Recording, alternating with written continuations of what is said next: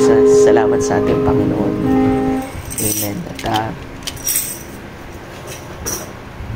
muli, ang bawat isa ay binabati ko sa pangalan ng ating Panginoon.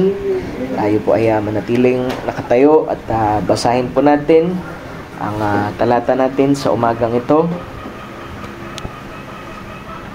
Amen. Sa unang Korinto, Kabanata 14, at sa bersikulo mga kapatid na 4 na po. So, 1 Corinthians chapter 15, verse 40. So, sa Tagalog, ganito ang pagkakasabi. Sa English muna mga kapatid pala. Basahin ko muna, sabi dito, "Let all things be done decently and in order." So, ito ay si Pablo, mga kapatid, na nagsasalita sa iglesia ng Corinto dahil kailangan niyang iset in order, mga kapatid, ang mga bagay doon sa iglesyang ito. Sa Tagalog, ang sabi ay, "Datapwat gawin ninyong may karapatan at may kaayusan ang lahat ng mga bagay." So, medyo yung karapatan, mga kapatid, ang pinakamainam na translation dyan ay gawin niyong mayroong may kahusayan, maayos, katanggap-tanggap ang mga bagay. So, isa pang scripture bago tayo manalangin sa ating Panginoon, sa Colossians, mga kapatid, Book of Colossians, ulat pa rin ni Pablo ito sa Colosas, Kabanata 2, versikulo 5 hanggang 7. Sabi dito, "For though I be absent in flesh," dahil nakakulong si Pablo, "yet I am with you in the spirit, joying and beholding your order," binanggit niya uli, "and steadfastness of your faith in Christ. 6, As ye have therefore received Christ, Jesus the Lord, so walk ye in Him. 7, Rooted and built up in Him, and established in the faith as ye have been taught, abounding therein with thanksgiving." Sa Tagalog, "Sapagkat bagaman sa laman ako'y wala sa harap ninyo," ibig niyang sabihin, "gayon may nasa inyo ako sa spirito, na nagagalak at nakikita ko ang inyong ayos at ang katibayan ng inyong pananampalataya kay Kristo." 6, "Kung paano nga nang inyong tinanggap si Kristo, Jesus na Panginoon, ay magsilakad kayong gayon sa Kanya, na nangag-uugat at nangagtatayo sa Kanya at matibay sa inyong pananampalataya, gaya ng pagkaturo sa inyo na sumasagana sa pagpapasalamat." Ang Diyos ang patuloy na mapupurihan sa Kanyang mga salita. Pagpalain niya po ito. Tayo manalangin. Dakilang Diyos na may-ari sa aming buhay, Ikaw, Lord, na may akda sa aming pananampalataya at tagapagsakdal po nito, muli kami narito sa bahay dalanginan mo, Panginoon, in all humility, in reverence and respect, Lord, pagkat ito ang una mong hinihiling sa amin, Panginoon, na Ikaw ay parangalan, itaas sa aming kalagitnaan, pabanalin, Panginoon, ng iyong pangalan sa amin. Pagkat, Lord, ito lamang ang tanging bagay na maibabalik namin sa anyo, Lord, ng aming mga pagkilos, mga pag-uugali, Lord, sa ilalim ng 4 na sulok, Lord, ng house of prayer na ito. And we pray, Lord, as we keep calm, Lord, that hintayin, Lord, ang iyong presensya. May you, Lord, forgive our sins, mistakes, and faults, shortcomings, Lord, pagkat Ikaw ang nakaalam, Lord, sa lahat ng aming mga kahinaan, kakulangan bilang tao. Pagpatawad mo po, Panginoon, ng mga bahaging ito, at huwag mong hayaan, Lord, na may maging hadlang na anuman sa amin sa umagang ito upang maabot ka namin, upang marinig ka namin, maramdaman namin ang presensya mo, Lord. Maabot namin ang mensahe mo, Lord, para sa amin upang ang aming pananampalataya maging matibay, maging maayos, maging karapat-dapat, Panginoon, at ito'y nakaugat, Panginoon, sa iyo, O Kristo. We pray na Ikaw, Lord, ang siyang mag-minister sa amin. Huwag mo kaming pabayaan, Panginoon, sa aming pong pagbubuklod. Itaas, Panginoon, ng iyong mga salita, Lord, sa amin, at matanggap namin ito, Lord, ng may buong pananampalataya sa aming puso. At ito'y magkaroon ng kapakinabangan, Panginoon, sa bawat isa, na maging sa bawat pangangailangan, Panginoon, ay katagpuin mo, Lord, ang iyong mga anak. Narito sila, Lord, na nagsusumikap, Panginoon, na ganapin ang kalooban mo, sinasakripisyo ang oras, ang lahat-lahat ng meron sila, Panginoon. May you honor them, Lord. At ikaw, Panginoon, ang patuloy na kumilos, Lord, sa amin. Speak to us, Lord. Nang sa ganun lalabas kami, Panginoon, sa apat na sulok, Lord, ng dakong ito, na malinaw sa amin ang aming pananampalataya, ang aming sinusundang mensahe. Maging, Lord, mga bagay, Panginoon, na tanong sa aming puso ay masagot din, Panginoon. Maraming salamat sa pag-iingat mo. Maraming salamat sa kabutihan mo. Maraming salamat, O Diyos, sa lahat ng bagay na ginagawa mo sa amin. Tunay, Lord, na napakabuti mo. Hindi ka nagkukulang. Nananatili kang tapat. Bagamat ang tao, Diyos, ay may kakulangan, hindi tapat. Nananatili kang tapat, Panginoon, sa amin. Kaya bayaan mong bumalong, Panginoon, ng pag-ibig ng Diyos sa aming puso. At nang sa ganoon ng kagalakan din naman, Panginoon, ay bumalong. Magkaroon kami ng kagalakang di kawasang galak. Walang anumang bagay, Panginoon, na makapigil sa amin upang express namin, Lord, ang aming pasasalamat sa iyo sa umagang ito. Minister to us, Lord. Ikaw ang aming inaasahan, hindi po ang tao, Panginoon. Tabingan mo kami sa iyong banal na dugo, sa iyong presensya, at ikaw, Panginoon, ang siyang mapasalamatan at maluwalhati, Panginoon, sa buong gawain po na ito. Muli, O Diyos, kinukumit namin ang lahat ng bagay sa iyo, kasama ang papurit pasasalamat sa iyo pong dakil at matamis na pangalan, aming Panginoong Jesus. Amen and amen. Thank you, Lord. Malaya na tayong makaupo, mga kapatid. Amen. Salamat sa ating Panginoon. At God is good all the time. Napakabuti niya sa atin. At napakaganda ng araw. Kala ko uulan, pero mainam, mga kapatid, ang panahon. At nang sa ganun ay hindi rin tayo mahirapan sa ating panambahan. Amen.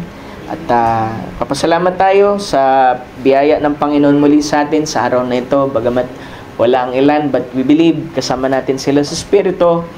At ang Panginoon ang patuloy din na umabot din sa kanila sa umagang ito. No? So, salamat sa mga patotoo, mga awit. Yan ay kalakasan sa bawat isa. Amen.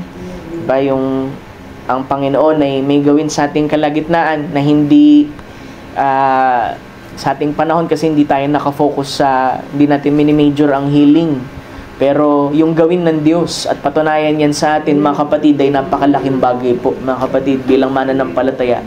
Diba, kung maalala ninyo, sabi ko nga, kapag mayroong mga bagay na pinapahintulot ng Panginoon sa ating gawain, ay meron siyang layunin sa mga bagay na yan para may bigay ang kaluwalhatian sa ating Panginoon. Amen. So, salamat sa mga pagkakataong yan. Bagamat ang mga pagsubok ay hindi biro, pero sa kabila ng lahat ng yan, ay ang Diyos ay laging nandoon, mga kapatid. Hindi tayo pinababayaan, hindi tayo pinagkukulangan. Kala natin wala ang Panginoon, pero lagi siyang nandoon, mga kapatid. Diba? Hindi tayo pwedeng iwan ng ating Panginoon kasi siyang nangako. Sabi niya, I will never leave you, nor forsake you, mga kapatid. So, pangako niya, di ba? Sabi ko nga last Sunday, meron bang makapipigil sa katapatan ng Diyos? Wala, mga kapatid. Tutuparin niya, mga kapatid, ang kanyang mga pangako sa atin. So, sa umagang ito, tulungan tayo natin, Panginoon, na himayin ang ilang mga salita, mga kapatid. Gaya ng sabi ko last time, dahil tayo ay nagpapatuloy, mga kapatid, sa pag-aaral sa salita ng ating Panginoon, ay nasa anyo tayo ng pagtuturo, mga kapatid, sa umagang ito. Alam ko na kung minsan bilang tao, parang minsan naboboring tayo pagka-teaching kasi hinihimay yung mga salita, mga kapatid. Pero lagi kong sinasabi, ang pangangaral at ang pagtuturo ay napakahalaga sa isang mananampalataya. Dahil ang preaching, sabi dyan, ang kapangyarihan ng preaching, ang gift ng preaching ay dali ng mananampalataya sa kahatulan ng salita, mga kapatid, upang magkaroon siya ng consciousness, dumating siya sa isang pagdidesisyon, mga kapatid, at siya'y bumaling sa Diyos. Pero hindi kasi doon natatapos, mga kapatid, di ba? After mong bumaling sa Diyos, aminin man natin at hindi, may mga pagkakataon na hindi natin alam kung paano lalakad. Doon pumapasok ang kaloob ng pagtuturo upang ituro sa atin yung daan, anong ibig sabihin ng mga bagay na ito, mas maunawaan natin ng higit yung ating mensaheng pinanggap at magkaroon tayo ng tamang pananampalataya sa ating Panginoon. Because ang teaching ay pagpi-place ng believer, mga kapatid, sa tama po nitong posisyon. Amen. So, kanina, kinote natin yung scripture, mga kapatid, sa aklat po ng Corinto, di ba? Sabi ko nga sa inyo, ang church ng Corinthians, mga kapatid, they are very gifted church, di ba? Diyan nilagay ni Pablo at hinimay niya yung mga kaloob sa iglesia, yung 9 gifts, mga kapatid, di ba? Yung knowledge, wisdom, discernment, speak in tongues, prophecy, dreams, miracles, healing. So, siyam yan, mga kapatid. Bakit siyam, pastor? Di ba kasi ibig sabihin ng 9 is fruit. Pero, mga kapatid, sa ating panahon ay hindi tayo nakafocus sa gifts. Nakafocus tayo dun sa giver ng gift, mga kapatid, yung tagapagbigay ng kaloob. Kasi, kahit gano'ng ka-gifted ang isang tao, kung wala yung nagbigay ng kaloob, mga kapatid, ay meron pa rin kulang sa kanya. Ang 1 Corinthians chapter 13, mga kapatid, kung maalala ninyo, ay yan po ay kabanata patungkol sa pag-ibig. Yung pong 12, ang sabi doon, mga kapatid, sa 1 Corinthians chapter 12, doon sa pinakahuling verse, mga kapatid, basahin natin para lang makapag-lay ako ng foundation, mga kapatid. Sabi dito sa 1 Corinthians chapter 12, kasi bago siya nagsalita sa 13, ay meron siyang paunang sinabi, mga kapatid. Sabi niya, 1 Corinthians chapter 12, verse 31, kasi yung buong chapter ng 12, pinakita niya dyan, mga kapatid, yung pong tawag dito, iba't ibang kaloob, tapos yung bahagi ng katawan, hindi pwedeng sabihin nung ilang bahagi ng katawan na hindi niya kailangan yung iba, dahil lahat tayo ay may kanya-kanyang posisyon sa ating Panginoon upang magampanan ng isang gampaning para sa ikalulugod at ikalalago ng katawan ng ating Panginoon. So pagdating dun sa dulo, mga kapatid, 1 Corinthians chapter 12 verse 31, sabi niya dito, datapwat maningas ninyong nasain ang lalong dakilang kaloob. So meron siyang sinasabi na greatest sa lahat ng mga kaloob. Sabi niya dito, at ituturo ko sa inyo ang isang daang kagaling-galingan. Sa ibang translation, ituturo ko sa inyo ang pinakamainam, pinakadakila sa lahat. So ano po yun, pastor? Yung pinakadakila sa lahat. Sinabi niya na sa 13. Ang sabi niya, pag-ibig. Yun ang pinakadakila sa lahat, mga kapatid. Kasi ang pag-ibig, unang-una, sabi na ibang scripture, ay ito'y nagtatabing sa lahat ng kasalanan ng tao. Ito'y nagpapatawad, ito'y naglilinis, at ito ang nagbubunsod sa atin. Bakit natin ginagawa ang mga bagay na ginagawa natin bilang isang mananampalataya sa ating Panginoon? Diba? Pastor, ano bang pinagkaiba ng pag-ibig? Ng pag-ibig, ng biyaya, ng gawa, works, 'di ba? Kasi hindi naman tayo naligtas dahil sa works. Naligtas tayo dahil sa biyaya ayon sa pananampalataya sa ating Panginoong Jesucristo. At ang sabi doon, meron tayong natanggap sa ating Panginoon, yun ay yung biyaya. Pero yung biyaya, mga kapatid, yan ay anyo ng pag-ibig ng Diyos sa atin. Kasi lahat tayo may kanya-kanya expression 'di ba? Merong tinatawag na 5 languages of love, yung sinasabi yung pag-appreciate, yung pagbibigay, yung sense of touch, 5 yan, mga kapatid. Pero ang Panginoon, ang kanyang pag-ibig ay sa pamamagitan ng pagbibigay ng biyaya sa tao. At nung natanggap natin ang biyaya sa ating Panginoon, tayo naligtas sa pamamagitan ng biyaya, ano yung bagay na ibinabalik natin sa ating Panginoon? Diba? Yung tanong minsan ng believer, ano ibabalik ko sa Panginoon? Pag naramdaman mo ang pag-ibig at ang biyaya ng ating Panginoon, ito na ang magiging resulta ng bagay na natanggap mo. Ito na yung tinatawag, mga kapatid, na works. Kasi ang sabi doon, grace ay ito yung ginawa ng Panginoon sa iyo kahit hindi ka karapat-dapat. Ngunit yung paggawa, ito naman yung pagbalik mo o pag-appreciate mo sa mga bagay na ginawa ng Panginoon sa iyo.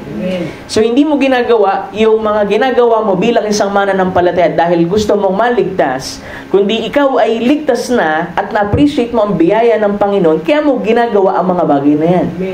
Pero may kita nyo, mga kapatid, yung scripture na kinod ko kanina, ang sabi doon ay nawa, mga kapatid, yung ating pong mga paggawa, mga pagkilos, at marahil sabihin natin, yung bahagi ng paraan ng paglilingkod natin sa ating Panginoon ay dapat ay nandoon po sa level, mga kapatid, na katanggap-tanggap sa ating Panginoon. Kasi marahil mga tao sabihin din, sisimba naman kami, pastor, lahat naman ginagawa namin. Pero merong paglilingkod, mga kapatid, na hindi tinatanggap ng Diyos. Kaya mahalaga ang pagtuturo at pangangaral ng salita ng ating Panginoon para ilagay tayo sa ating tamang posisyon, tamang pananampalataya, yung pagtuturong ibinibigay sa atin upang makalakad tayo mga kapatid ng ayon sa kalooban ng Diyos.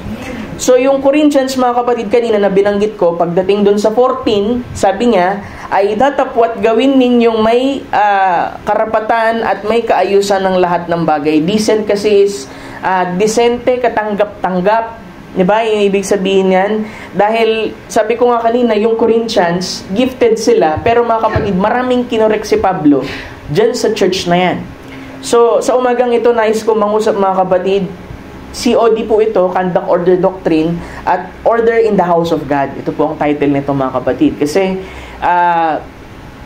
bago tayo magpasimula sa mga marahil karne na mga mensahe, mga pangangaral, mga hiwaga mga kapatid, ay kailangan tayong bumalik doon sa basic. Diba? Kasi kailangan nating maunawaan ang mga bagay mga kapatid upang hindi rin tayo makakumit ng anuman sa ating Panginoon. Because ang isang gawain mga kapatid, ito po ay napakasagradong bagay. Ito ay napaka-importante sa ating Panginoon. Because tingnan mo isang tahanan mga kapatid na walang kaayusan ay tiyak magulo. Lahat nagtalo-talo, tapos hindi magkaunawaan. Pero nagpapasalamat tayo mga kapatid dahil tayo itinuruan mga kapatid sa pamamagitan ng salita ng Panginoon at ang mensahe upang maganap natin kung ano yung itinuturo talaga sa atin sa message mga kapatid. Diba? So siguro tulungan tayo ng Panginoon. Kung mag part 3 ako dito, for sure part 1 pa lang ito mga kapatid. Dahil umpisahan natin sa service mismo, 'di ba? Yung service, papasimula yan mga kapatid, awit sa Panginoon, solemn, tapos panalangin, after ng panalangin ay joyful song. Kung nais mo rin ng isa pang solemn song ay depende mga kapatid doon sa song leader at lahat. Tapos noon ay testimony. Tapos patutuo, tapos mga tawag dito awit sa Panginoon, tithes and offering, tapos ang pinaka-main thing sa lahat ay yung preaching mga kapatid. Yan ang pinakamahalaga. Yan ang ating ipinunta dito mga kapatid. Hallelujah. So sabi dun sa Colossians, babasa lang ako bago ako tumuloy mga kapatid. Sabi niya dito, sapagkat bagamat ang laman ko ay wala sa harap ninyo, dahil si Pablo ay nasa piitan yan mga kapatid, at sulat lamang ang pinapadala niya. Isipin nyo, ang gawain mga kapatid nila doon, kumbaga sa atin naranasan natin yung online service. Pero sa kanila, dahil si Pablo ay napiit mga kapatid sa kulungan, ay napakahirap ng kanyang kalagayan.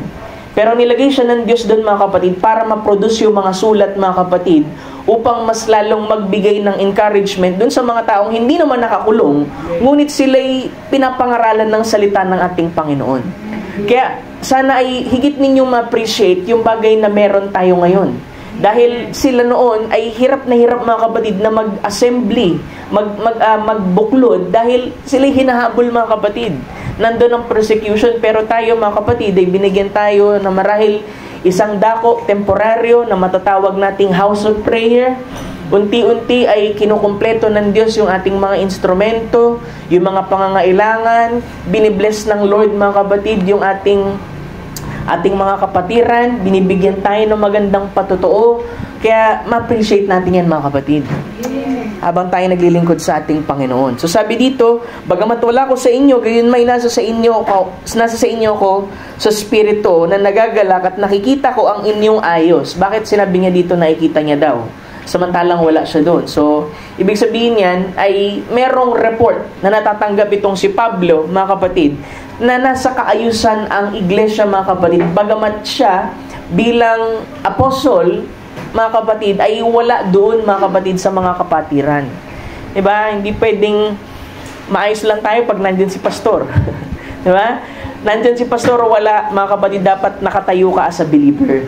Nakatayo ka, mga kapatid, dun sa pananampalatayang tinanggap mo sa ating Panginoon, may nakatingin man sa iyo o wala, nasa loob ka man ng tahanan o nasa labas mga kapatid, ay ginaganap mo mga kapatid yung pong tinanggap mong pananampalataya sa ating Panginoon. Kasi sabi ko nga, Christian, mga kapatid, yung pagiging Christian ay isang responsibilidad, mga kapatid, dahil nagbibigay tayo ng patotoo sa ating Panginoon, hindi sa ating sarili, hindi reputasyon natin, kundi ang reputasyon ni Kristo, mga kapatid, na siyang nananahan po sa atin. Amen. Amen. Sabi niya, nagagalak daw siya na sila'y nasa ayos at ang katibayan ng inyong pananampalataya kay Kristo. Isipin mo na lang, anong uri na mga sulat ang natanggap at report ni Pablo, mga kapatid, para sabihin po ang mga bagay na ito, mga kapatid. 6, sabi niya, kung paano nga nang inyong tinanggap si Kristo Jesus na Panginoon, ay magsilakad kayong gayon sa Kanya. Diba? Magsilakad daw tayo, mga kapatid, nang ayon sa pagkakatanggap natin sa ating Panginoon. Alam naman natin, siya ang salita na nahayag, mga kapatid, sa laman. At kung ito'y ating tinanggap, ibig sabihin, merong bahagi ang Diyos na nananahan sa atin, at mga kapatid, tayo'y makakalakad ng ayon dun sa kalooban, mga kapatid, at dun sa salita na inilagay po sa atin. 7, nagpaalala siya, sabi niya, na nag-uugat at nagtatayo sa Kanya at sa matibay ninyong pananampalataya, gaya ng pagkaturo sa inyo na sumasagana sa pagpapasalamat. Kaya yung pagpapasalamat, napakalaking bagay niyan eh. Diba? Sabi sa English, rooted and built up in Him, established in the faith as ye have been taught. So merong pagtuturo. Abounding therein with thanksgiving. Habang merong pagtuturo, diba? Siyempre, pag merong pagtuturo, kasi mga kapatid, ang expression natin dyan, ay ganun pala ibig sabihin nun. Purihin ang Panginoon.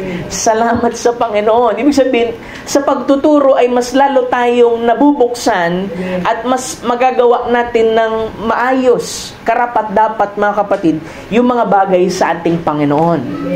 Kaya sabi niya dyan ay sumasagana sa pagpapasalamat kasi, mga kapatid, merong mga tao tinuturuan. Minsan may mga tao na ma-pride. So, dahil hindi sila teachable, para sa kanila ay kabigatan ang mga bagay na ito. Pero dun sa mga tao na tumatanggap ng pagtuturo, mga kapatid, ay lagi yang magpapasalamat sa ating Panginoon. Diba sabi nga, i-correct mo yung taong mangmang, magagalit sa iyo. Pero i-correct mo yung taong merong karon, siya'y magpapasalamat sa iyo. Kasi meron siyang natanggap na karagdagan dun sa kanyang pananampalataya. Amen.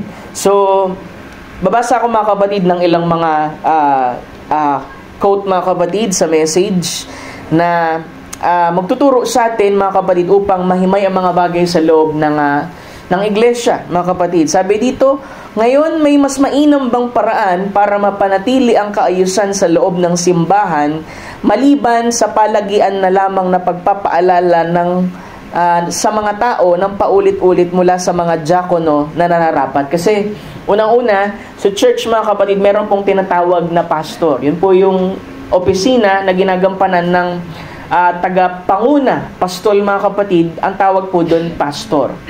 Pero kung titingnan nyo, mga kapatid, yung scripture, kung meron kayong mga Bible app dyan para masundan nyo ako, mga kapatid, 1 Timothy, himayin lang natin ng kaunti. Sabi dito, 1 Timothy chapter 3 verses 1 to 7. Sabi dito, tapat ang pasabi, kung ang sino man ay magsisikap na maging obispo, ay mabuti ang gawa na ninanasa niya. So meron tinatawag dito na bishop. Pero ang bishop, mga kapatid, ay kapareho lamang ng posisyon ng pastor, mga kapatid. So sabi dito, datapot nga ang obispo ay walang kapintasan, asawa ng isa lamang babae. Kaya nga hindi tayo naniniwala na merong pastora. Kasi malinaw yung sinabi ng scripture na sabi dito, asawa ng isa lamang babae. Kung merong pastora, tapos sinisikap niya maging pastor, kailangan ng asawa niya babae. So hindi po yun marapat. Sabi dito, asawa lamang ng isang babae, mapagpigil, mahinahon ang pag-iisip, mahusay, mapagpatuloy, hospitable, sapat na makapagturo. So, ang pastor din, mga kapatid, ang sabi dito, up to teach, may kakayahang magturo. 3, hindi magulo, hindi palaaway, kundi malumanay, hindi mapakipagtalo, at hindi maibigin sa salapi. Kasi isa yun sa mga bagay na tinuro sa atin, mga kapatid, Brother Branham, na kailangan iwasan, mga kapatid, ng ministro. Diba? Sabi doon, pera, babae, tsaka yung popularity, mga kapatid. So 4, sabi dito, namamahalang mabuti sa kanyang sariling sambahayanan na sinusupil ang kanyang mga anak at may buong kahusayan. 6, Ngunit kung ang sino man nga ay hindi marunong mamahala sa kanyang sariling sambayanan, ay paanong makapamamahala sa iglesia ng Diyos? Kaya nga, ini-establish doon sa bandang itaas, mga kapatid, na kung magpapastor talaga, mga kapatid, kung may calling talaga ng pastor ang isang tao, ay kailangan meron talaga siyang asawa. Kasi kung anong trato niya doon sa kanyang asawa, yun ang magiging trato niya rin sa iglesia. So kung ano ang trato niya dun sa kanyang asawa ay magre-reflect din, mga kapatid, dun po sa church. Amen. So dito, 6, hindi baguhan, baka siya'y magpalalo ay mahulog sa kaparusahan ng dyablo. Not novice. Pag sinabing not novice, mga kapatid, for example, 1 taon pa lang nananampalataya sa ating Panginoon, tapos biglang hinalal bilang pastor, novice yun, mga kapatid. Ibig sabihin, bago pa lang siya. Ang sinasabi, ang pastor is an elder of the church. Pag sinabi mong elder, sabi ng prophet ay hindi yan tumutukoy doon sa edad, kundi doon sa kanyang experience sa ating Panginoon. Kaya nga, pwede mong tawagin na elder yung isang marahil. Sabi mo, ikaw ay nagpasimula ka sa message sa Panginoon ay 24. Tapos nagpastor ka ng 30. Tapos merong bagong tanggap, kahit sabi mo na 40 years old yun, ang elder, mga kapatid, yung pong nauna sa kanya. Kasi ang tinitingnan dyan, according, mga kapatid, dun sa tagal ng paglilingkod niya sa ating Panginoon, sa karanasan. So, kaya nga, kung merong marahil bagong pastor na lumitaw, yung nauna sa kanya, ang tawag niya dun sa mga yun, mga elder. Kaya nga, pastor, kung merong nauna sa'yo, kahit 40 years old, ang tawag ba dapat sa'yo, pastor, ay yes. Kasi mas nauna, mga kapatid, sa experience, sa pagkatawag ng ating Panginoon, yun po ang tamang paglapat nun, mga kapatid.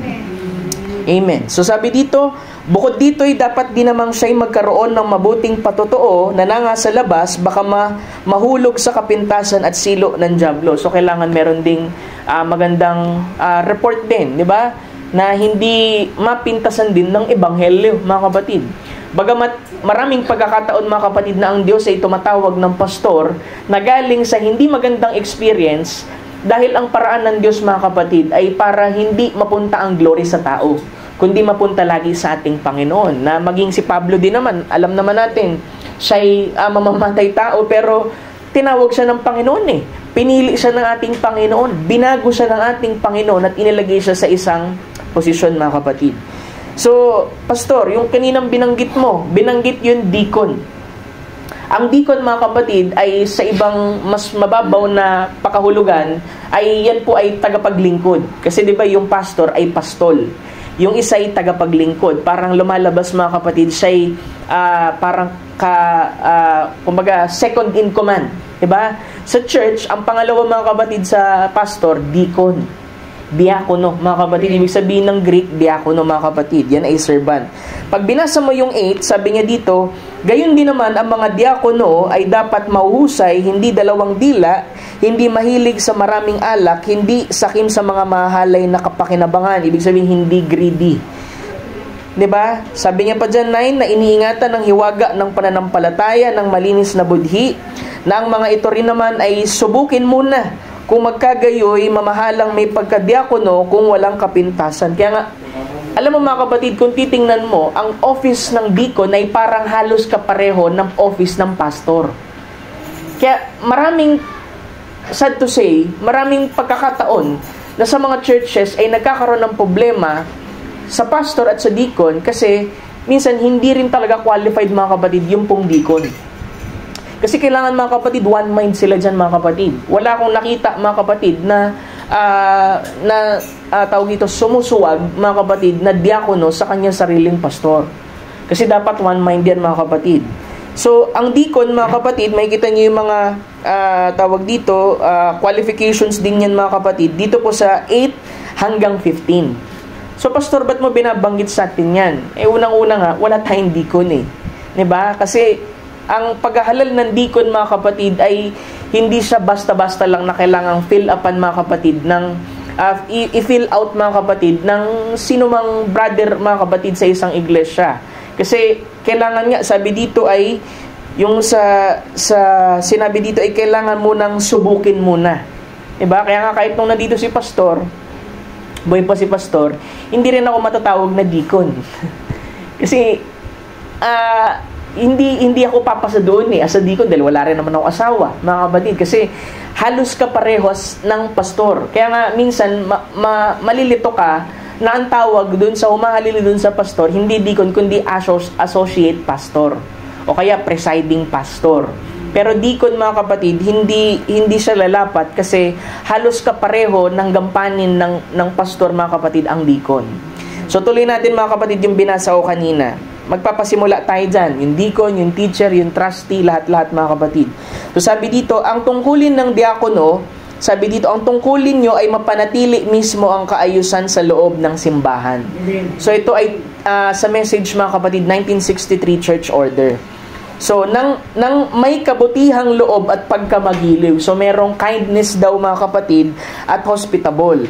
At mangyari nga rin na kayo ay gagawa nito na kung may isa na nawawala sa kaayusan sa loob ng simbahan o may paparito na sasabihin na lang natin na lasing o may bigla na lang may papasok dito.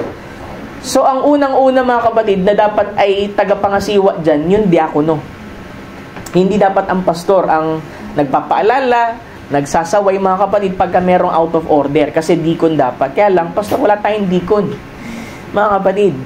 Pero, bilang tayo, mga kapatid, ay nasa, tawag dito, structure ng isang church, mga kapatid, ay binibigyan ko ng kapamalahanan, mga kapatid, ang dalawa nating brother Glenn, tsaka brother Nono. Nagampanan ang bagay na ito, mga kapatid. Bagamat, wala tayong formal na paglalagay, mga kapatid, ng deacon dahil kailangan ordain din yun, mga kapatid. Pero yung gampanin, pansamantala ay inaatang ko, mga kapatid, sa dalawa nating kapatid. Kasi hindi naman pwedeng bababa ako dito, tapos teka, dali lang, deacon muna ako Hindi, mga kapatid. So kung merong available, mga kapatid, na tao, ay kailangan merong gumanap nito. Kasi meron daw isang senaryo, biglang merong lasing na pumasok sa isang church, may dalawang double barrel shotgun, hinahanap niya yung kanyang asawa. Tapos ang sabi nung pastor, hinahanap niya, sabi, ay, asawa ko. Sabi nung pastor, nandoon, nakaupo. Tapos nung aakmang babarilin na nung lalaking lasing yung kanyang asawa, ay humarang yung pastor, naipag-usap. Ngayon, siya yung binaril. After barilin yung pastor, binaril yung asawa niya, tapos pati siya nagpatiwakal. Kaya sabi ng prophet, sabi niya dito, ngayon, kung may ilan-ilan nga sanang diakono na naroon, kasi totoong nangyari yan, mga kapatid. Kung meron lang sana doon na pumasok na mga diakono noon, na pumasok ang lalaking yun sa pintuan, habang may daladala siyang mahabang baril, nasunggaban na sana nila yung lalaki at naagaw nila yung mahabang baril mula sa kamay nito. Kasi yun ang gampanin, mga kapatid, ng deacon. Sila yung lumalabas na pulis doon sa iglesia, mga kapatid. Ang sabi dito, ganun nga ang kaayusan ng mga diakono. Ngayon, kung yang mga bagay na ganyan ay patuloy na lang nagagawin ngayon, asahan nyo na yung mga kung ano-anong pangyayari tulad nun. Ibig sabihin, pag hindi naganap yun, ay patuloy na mangyayari yung mga ganong bagay. Pero alalahanin nyo nga na ang mga diakono ang pulis ng Diyos sa loob ng bahay ng Diyos kahit ano pang isip-isipin ng iba. So, aking pinoproclaim, mga kapatid, yung gampanin, mga kapatid, na yan sa ating dalawang brother, mga kapatid, dito. Amen.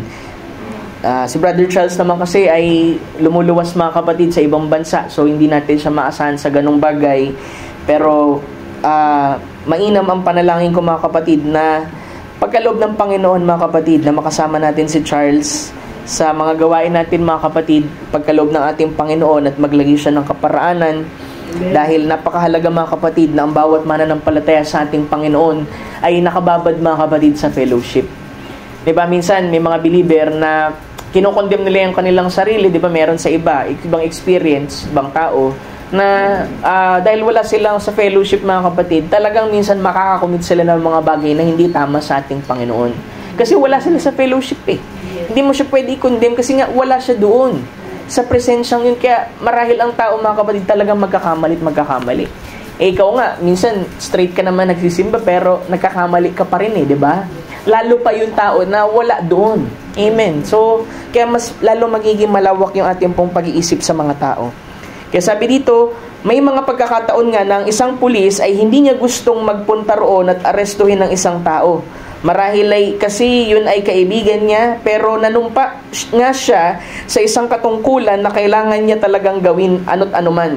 Yun kasi ang katungkulan niya para sa kanyang syudad. Yung mga pulis, ayaw naman talaga niyang umaresto ng mga tao. Kaya lang, dahil siya'y inatasan at kailangan niyang gawin yan, ipinanumpa niya yung mga kapatid, kailangan niyang gawin yan. Amen.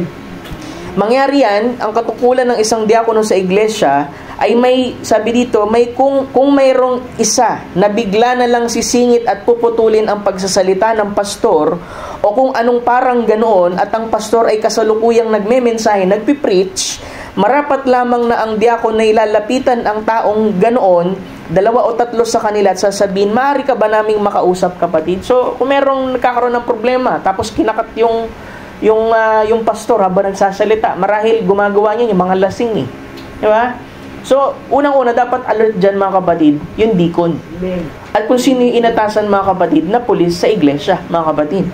Sabi dito, kita nyo, dalhin nyo sila mula sa simbahan dun sa labas, papunta sa opisina, o dito o sa ibang opisina, at kausapin nyo tungkol doon at sabihin, dapat hindi kayo nang gugulo. So, sila dapat mga kapatid. Kaya, alam mo, isa sa mga makikita natin mga kapatid, na maayos ang pamamalakad sa mga office na to mga kapatid, hindi sa tinataas ko sila, pero makita ninyo INC. Diba yung mga deacon nila nakapwesto talaga doon mga kapatid. Sa labas, sa loob, pagka meron tatawid, diba, inaasikaso nila, talagang makita mo ang kaayusan. Hindi tayo organisasyon, pero makita natin, meron tayong virtue na nakukuha doon sa mga taong kayang gumanap ng scripture. Tayo pa kaya mga kapatid na meron pong mensahe. Ibig sabihin, merong mataas na aral. Kailangan nagaganap po ito. Meron din naman isang case, mga kapatid, na hindi ko naman sobrang higpit. Diba? Kasi syempre pag sa church, mga kapatid, unang-una talaga, actually hindi na kailangan ituro. Pero minsan kasi ang tao, nakakalimot eh. Diba? Pag ikaw, brother, lagi mong sabihin, no, di na dapat pinapaalala ni pastor yan. Dapat alam na ng believer yan. Pero ang puso ng pastor, baka kasi nakakalimutan. Ikaw nga nakakalimot ka din eh. Diba? Kaya ang pastor nagpapaalala kasi minsan dinadapuan tayo ng spiritual na amnesia. Marahil ginagawa natin yan, sumusunod tayo sa ating Panginoon, meron nangyari in between, nakakalimutan natin, tapos hindi na natin nagagawa. Diba? Kaya ang sabi doon ay, mga kapatid, merong isang church, mga kapatid, tapos pinatupad ng pastor, wala talagang magsi-cellphone. Actually, dapat wala naman talagang nagsi-cellphone habang mga kapatid nagagawain. Diba? Na lahat ay, ang pinaka-order talaga mga kapatid, once na pumasok tayo sa pinto ng isang house of prayer mga kapatid, nandun tayo, nagba-Bible reading tayo, nananalangin tayo, nagme-meditate tayo mga kapatid. Kasi sabi ng prophet, hindi rin ito lugar mga kapatid ng pagkukwentuhan. Hindi ito lugar ng pagbibisitahan. Ito'y lugar sa ating Panginoon at kailangan nating mapanatili itong sagrado, sanctuary. Ang isa lang na challenge natin dito mga kapatid, dahil maliit nga lang itong ating pansamantalang dako, ay dito tayo kumakain. Kasi unang-una ang sanctuary din talaga mga kapatid, hindi dapat talaga siya kainan mga kapatid. Bakit? Kasi pag nagiging common ng isang lugar o nagiging common ng isang bagay mga kapatid, minsan nagte-take for granted natin yung holiness ng isang lugar. Kaya hindi pwede mga kapatid, di ba, may consecrate ka ng isang lugar, sabihin mo gagamitin sa Panginoon. Tapos sa Sunday, mga kapatid, sa Panginoon. Tapos yung Monday to Saturday, madyungan, inuman. Hindi pwede mga kapatid. Talagang ang salita, ang pananampalataya mga kapatid ay nasusugatan doon. Napapahiya mga kapatid yung pananampalataya na tinanggap natin sa ating Panginoon.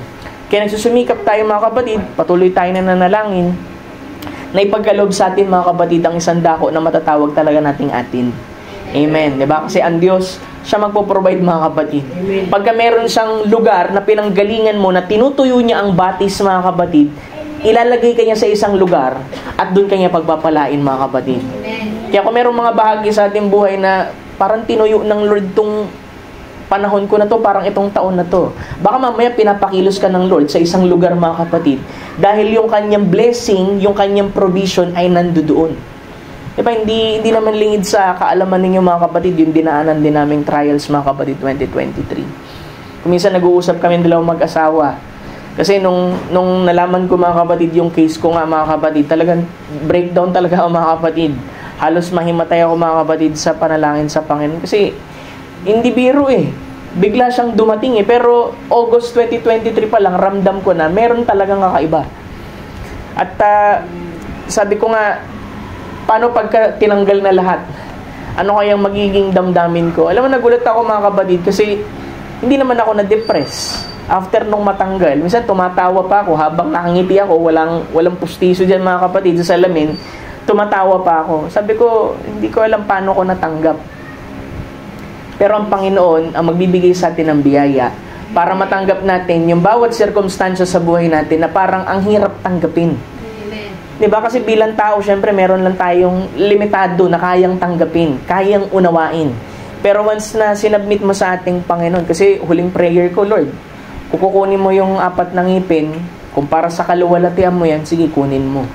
Ibig sabihin, nagsusurrender tayo mga kapatid sa kung anong kalooban ng ating Panginoon. At nung nangyari, natanggal na mga kapatid, tumatawa-tawa pa ako mga kapatid. So, nagulat din ako, paano ko natanggap?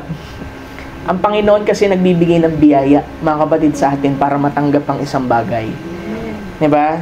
Kaya sa buhay natin, pag may dumadaan tayo sa trials, sabi ko, hindi mo ma-appreciate yan pag nasa trials ka. Pero kapag ang Panginoon, mga kapatid, ay matapos ka na dun sa trial, dun makita, ito pala yung purpose. Isa sa mga purpose niyan, mga kapatid, may balik kami dito. Diba? Sabi ko nga, wala akong pera nung pang down dito eh. Pero ang Panginoon, sabi ko, Lord, kung talagang binabalik mo kami dun, ikaw ang mag-provide. Nag-provide siya. Yung unang namin dito, mga kapatid, may nagbayad, mga kapatid, dun sa unang buwan. Kasi wala talaga eh. Sad talaga, mga kapatid eh. Tinuyo talaga kami ng Panginoon dun sa Bahay Toro, mga kapatid. Kasi meron siyang lugar, mga kapatid, na pinrovide sa atin para dun tayo pagpalain, mga kapatid. Dun niya i-provide ang lahat. Dun niya ilagay ang lahat, mga kapatid.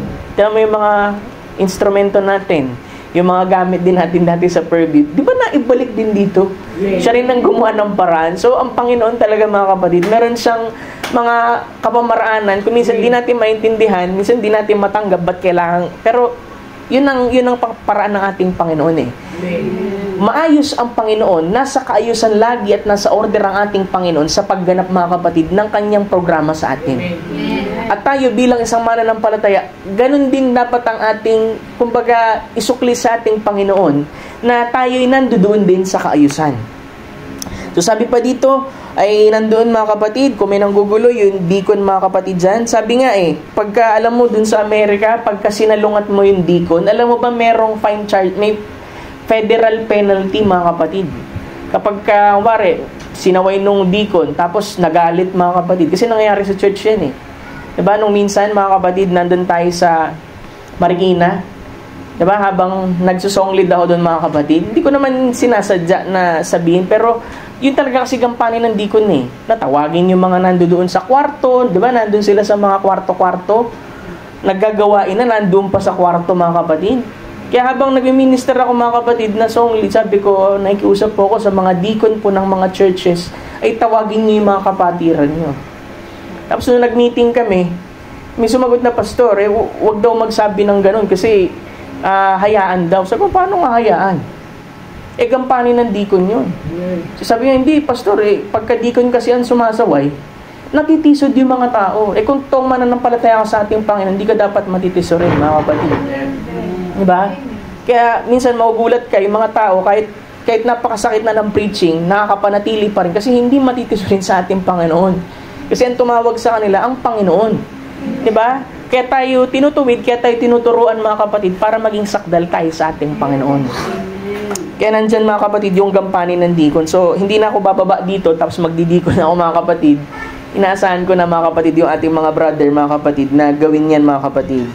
So, sabi dito, Amen. Sabi, at kung ang diakono ay para bang di nila makontrol. For example, pastor, yung mga deacon, halos di na rin makontrol. Kasi usually nangyayari yan pag malaking churches. Maraming deacon. Tapos, yung deacon nahirapan na rin. Kasi yung iba nagagalit pagka sinasaway, mga kapatid, ng deacon. Sabi dito, kapag hindi na makontrol, kung gayon, yung mga lupon na mga tagapangasiwa, ano yung lupon ng tagapangasiwa? Mga trustees.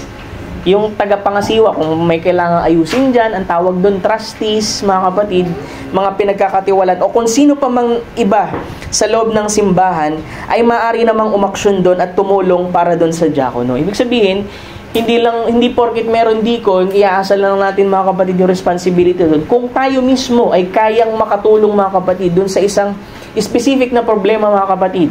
For example, may mga bata nagtatakbuhan, di ba? Pwede mo nang paalalahanan agad yun mga kapatid. Kung merong maingay o kaya kung merong mga kapatid na tawag dito kaguluhan na nangyayari mga kapatid, ay tayo mismo, ang bawat isa sa atin ay merong responsibilidad na magpaalala sa bawat isa sa atin. Diba? Kasi tayo lang din naman na magtutulungan mga kapatid sa ating Panginoon. So sabi dito, may mas mainam bang paraan para mapanatili ang kaayusan sa loob ng simbahan maliban sa palagi na lang na pagpapaalala, inulit niya. Sabi niya, iniisip ko ang pastor dapat niyang dalas-dalasan o iparinig ang tape na ito para ito mismo ang tumayong saksi. So niniwala tayo mga kapatid na yung tape na iniwan ni Brother Branham mga kapatid, kailangan din talagang i-play yan mga kapatid sa mga churches. Unang-una para saan? Para sila rin mismo mga kapatid ay mapakinggan kung paano sinabi ng propeta ang isang bagay. Pangalawa mga kapatid, upang hindi rin makapital yung pangangaral mga kapatid na ang tao ang nag-i-inject mga kapatid ng doktrina. Kasi napakahayag naman sa atin yan. Iisang mensahe pero bakit merong iba-ibang interpretation? At ang tanging paraan lang para malaman mo kung ano ang totoong ibig sabihin mga kapatid ng ating kapatid Brother Branham ay ikaw mismo ang makarinig nito. Kaya nga lang mga kapatid, hindi natin nililimitahan ng Diyos na hindi kasi lahat mga kapatid marunong sa English. Diba? Kaya nga nandoon pa rin yung fivefold ministry mga kapatid, 5 lupi ng kamay ng Diyos mga kapatid. Prophet, pastor, evangelist, teacher mga kapatid, at prophet para sila ang makapangusap. Isipin ninyo, kung nagpi-play lang tayo ng tape dito, lahat ba maiintindihan? Diba? Hindi Kasi tayo rin mismo, mga kapatid, ay meron tayong hindi maunawaan dun sa mga naririnig natin. Amen. Kaya nga, nandito ang pastor, pabasahin yung quote at ipapaliwanag sa inyo sa ilalim ng scripture at sa kung ano talagang ibig sabihin ng propeta. Amen. Amen.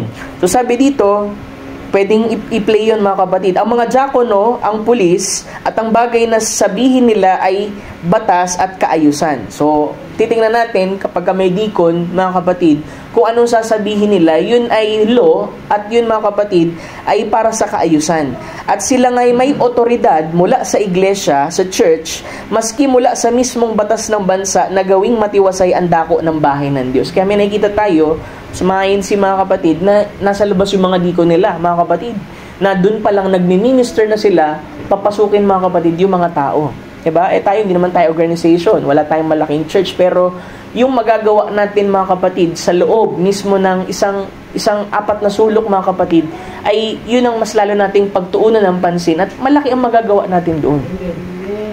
Diba? Sabi, ang sino mang sumasalangsang laban sa diakono na gaya niyan ay mapapatawan ng 2 o 10 taon na pambansang bilangguan. Tama mo? Kung merong mga kapatid magagalit dun sa deacon, actually merong criminal charge dyan.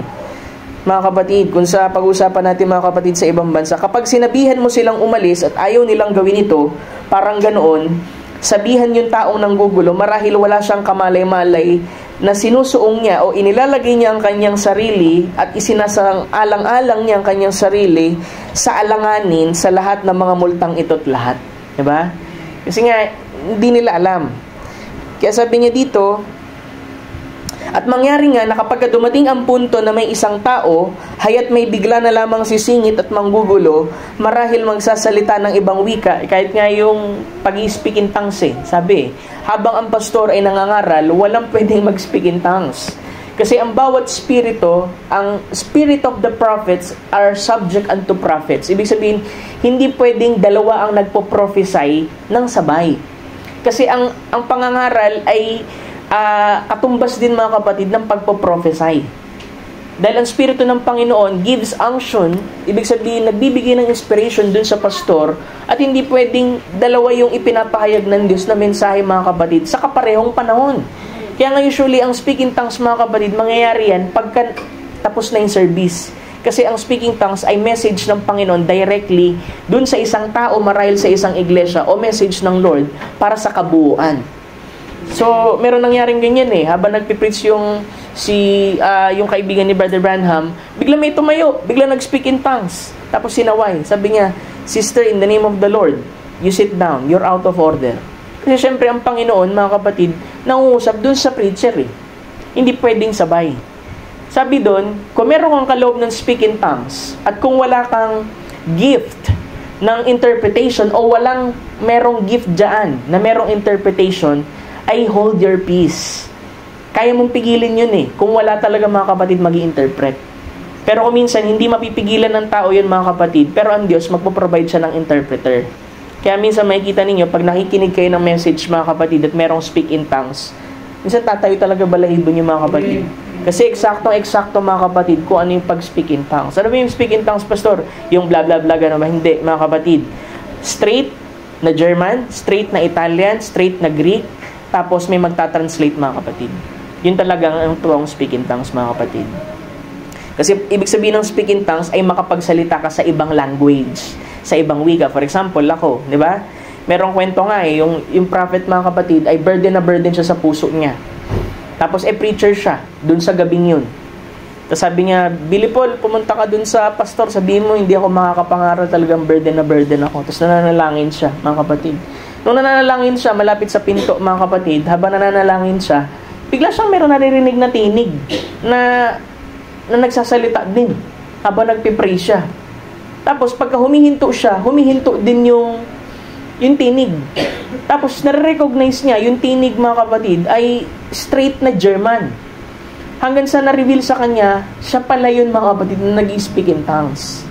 At ang sabi dun mga kapatid, ang explanation, yung pong ginawa ng prophet na yun mga kapatid ay ang Diyos ang nagbigay ng burden mga kapatid, dahil bago mag-start yung meeting, meron palang isang mananampalataya, isang babae na merong sakit.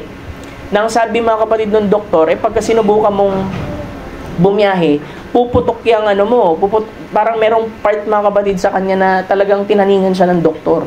Pero dahil naniniwala siya by faith mga kapatid, yung kanyang burden ay ibinigay ng Diyos mga kapatid dun sa prophet mga kapatid, at ito'y nakapag-speak in tongues.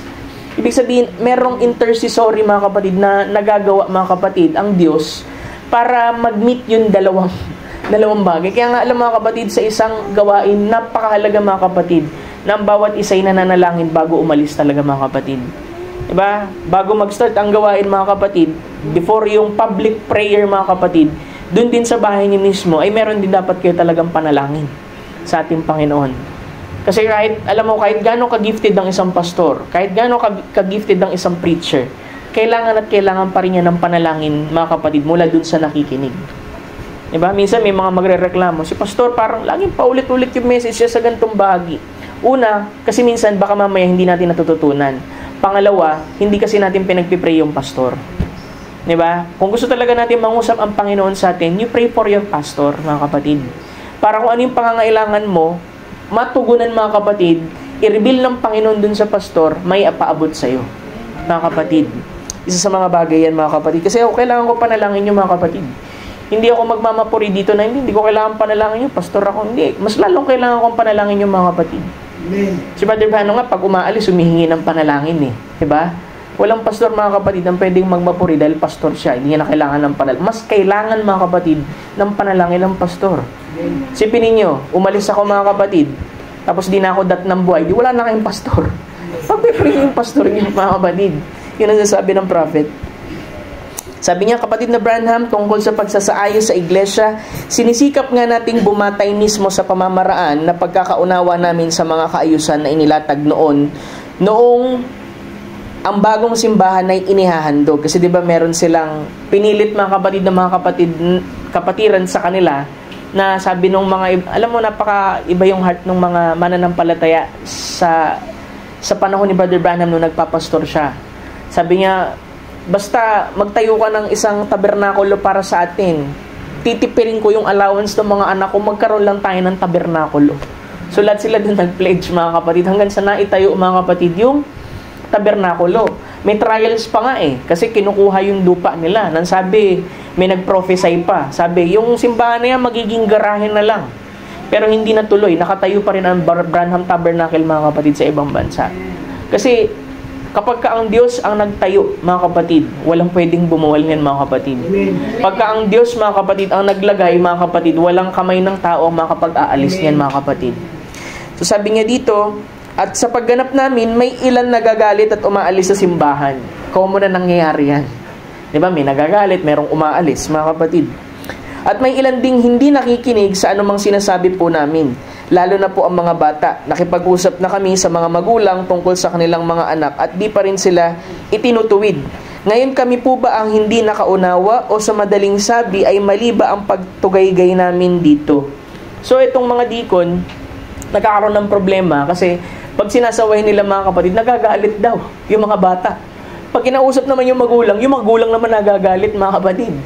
So, nagtatanong sila dito, kami ba ang mali? Sabi ng prophet dito, sabi niya ay, ngayon, tama ang ginagawa ninyo. Ngayon, ito nga ay galing sa diakono na-discern niya, na deacon ito. Sa pagkakaunawa ko, dahil ang tinutukoy rito ay trabaho ng deacon. Sabi niya, ganun din sila sa akin. Kahit din sa prophet eh. Diba? Kahit dun sa pastor. For example, yung pastor nagtuwid. Nagagalit din yung tupa. Mga kapatid, sabi niya, ganun din sila sa akin, siya nga, gayon ang gagawin nila kahit sino pa yan. Sabi niya, ang isang tao na ganyan ay may kung anong mali sa taong yun. Hindi sila husto sa Diyos. They are not right with God. Dahil ang Espiritu ng Kristo na nagpapasailalim sa turo ni Kristo, sa bahay ni Kristo at sa pag-aayos ni Kristo. Diba? Ang sabi doon, yung Espiritu daw ni Christ ay napapasailalim ng turo ni Christ, sa bahay ni Christ at sa pag-aayos ni Christ. So yung teaching, mga kapatid, nandun ang Espiritu ng ating Panginoon. Sino mang lalaki o babae o sino mang bata na bigla na lang magagalit sa isang makadiyos na diakono na nagsasabi lang naman sa kanila, o sino mang magulang na bigla na lang magagalit sa isang diakono, sa totoo lang, hangad natin ang lahat ay maabot talaga natin ang iglesyang ito. Pero kung yan naman ay pagmumulan ng kaguluhan sa isang dako na kung saan may tinik po na merong idiomatic expression meron daw kuneho sa talaksan ng mga kahoy. Ibig sabihin kasi yung idiom na yan, pagtanggal mo ng mga bunton ng mga kahoy, biglang merong kuneho. Ang ibig sabihin, minsan, merong mga unexpected na mga problema na nangyayari mga kapatid, at dapat natin tong i-approach mga kapatid sa paraan kung paano tinuro ng Biblia. Talagang ang church mga kapatid, hindi nawawalan ng problem yan. Kasi unang-una, tao ang hawak mo. Magkakaiba ng nature yan. Kung ang church nga mga kapatid na binubuo ng 20 tao, hindi lahat yan magkakapareho. Magkakaiba ang ugali niya. Ibig sabihin, 20 personalidad mga kapatid, yung kailangan mong hawakan. Kaya nga hindi nga biro magpastor mga kapatid, kasi lahat aabutin mo. Yung application mo dun sa isa, pwedeng hindi applicable dun sa isa. Kaya kailangan mong ma-discern Kaya bawat isa sa inyo mga kapatid, dinidiscern ko ano ba yung kalagayan ninyo, kung meron ba kayong wounded spirit, kung meron bang complex sa inyo. Kasi kung mapapansin din ninyo mga kapatid, sa panahon ng pangarap ko after ng operation mga kapatid, talagang may pagpihit uli. Na ang dinidil ko dito naman mga kapatid, relationships. Tsaka yung mga wounded spirit. Kasi kahit napakaganda ng pagtuturo, pag umuwi na sila sa bahay mga kapatid, unresolved pa rin yung problema nila. Diba? Kaya unti-unti mga kapatid, alam naman ninyo yan, hindi naman lingid sa inyo mga kapatid na siguro talagang halos lahat na counsel ko mga kapatid Diba? Na yan ay hindi bagay mga kapatid na parang tawag dito, bagay na negatibo, kundi positibo mga kapatid. Kasi hindi pwede na nangangaral ako dito tapos yung meron kayong struggle na nahirapan kayo mga kapatid, tapos wala akong pakialam. Alam mo, mas gusto ko nagka-counsel ng tao. Kasi gusto ko maintindihan saan sila nang gagaling. Kahit yung mga tao mga kapatid na merong marahil magaspang na pag-uugali, nasa proseso pa, merong pinanggagalingan yan. Kaya hindi mo pwedeng i-judge yung tao. Kailangan mong alamin. Baka mamaya may wounded spirit. At yung wounded spirit, kailangan mapaghilom yung mga kapatid. Nang sa ganun, anumang ipinapangaral dito, kahit pinakamalalim na pagtuturo, ay magkakaroon ng kapakinabangan dun sa tao. Diba? Kasi minsan problema sa malaking churches, minsan nakakalimutan yan. Minsan ayaw na matatouch mga kapatid yung family. Unang-una mga kapatid, sa Garden of Eden, yan ang sinira ni Satanas mga kapatid. Family.